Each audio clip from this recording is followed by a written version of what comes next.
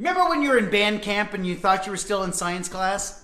Nah, me neither. But if I was in band camp and I was thinking about science class, I'd be playing the saw because it's a great way to teach vibration. Look, got a saw from the hardware store. Dull this edge down just so I don't get cut. I'm going to play it on this edge. Watch. Hang on to it like this, and if you hit it like this, it doesn't make much sound. You have to put some tension. Hear this? That's it, but not good enough. We need the violin bow. So if you take the violin bow, band teacher didn't know that you took the violin bow, and you pull this across, that's your vibration. I can change the pitch by wiggling my knee.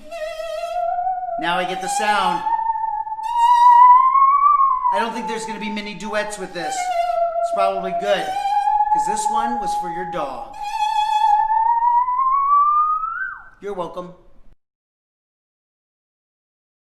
Watch what happens when we touch the middle. Watch this. Look at that.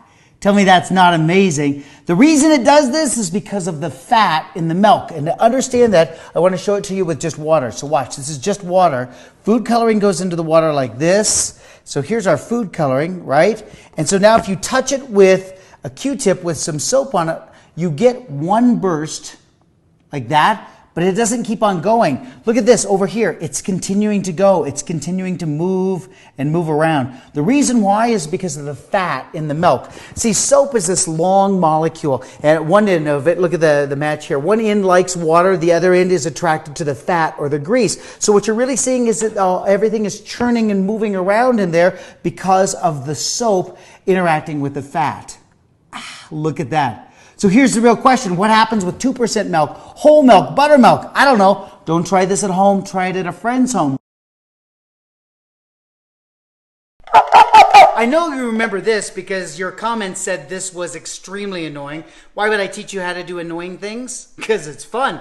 Upgrade the cup now to a can. Instead of a string that vibrates, use a spring. Listen to this. Listen. Listen. But I want that deeper sound for thunder. So look, we want this to resonate. We want that spring to vibrate. Listen. This is fantastic. It's lightning. I'm going to do it with a big trash can because I don't think that'll be annoying for the neighbors. Don't try this at home. Try it at a friend's home. I'm going to show you how to use static electricity to move a can. All right, first of all, you need a soda can, completely empty, dried out. It's going to sit here on the table just like that. Now, take a balloon, and I've got a piece of fake fur. Now, you can use your own hair if you want to, use a wool sweater, but we're going to steal electrons off of this. The balloon will keep those electrons, gather them up, put them all over the surface. And now, notice I didn't do anything to the can. I didn't have to rub the can at all. As I get close here, we can induce a static charge. So watch as we get close here. The protons of the can now are attracted by the electrons of the balloon back and forth. Look at this. Now, if nobody knew that you had a balloon, you could trick them into thinking you could move the can with the power of your mind. Not at all. You're simply using static electricity, and that's how it works.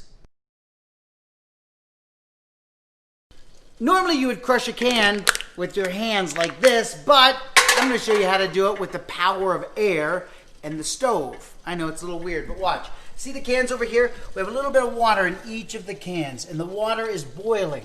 So when the water boils like this, it's pushing now all of that air out. The water is turning from a liquid into a gas, and so now watch what's going to happen. I'm going to take them, turn them upside down, and place them into the cold water that you see here. It'll seal the surface, and watch. The outside air will crush the can. Watch. That's what, see? It's the outside air pressure that simply crushes the can. So now you got a clever way to crush the can using the power of air. Cool practical joke with a paint can. Not every paint can works. You're gonna have to find one with a steel ball bearing inside the shaker. The way you're gonna find out is you take a magnet, hook it to the side, and then see how it connects? Now it's going to be perfect. So here's what you do. You're also going to need a ball bearing. Got it? So you hide the ball bearing in your hand, you put this in your hand, and then you go to the hardware store where they have these. And you just sit there and shake. Somebody's going to come to you and go, "What are you doing?" And you go, I don't want the ball to fall out. And they're going to go, the ball never falls out. And when they say that, you do this. I did, oopsie. Guess the ball came out. Lucky for you, I know how to put it back. Senseless, but fun.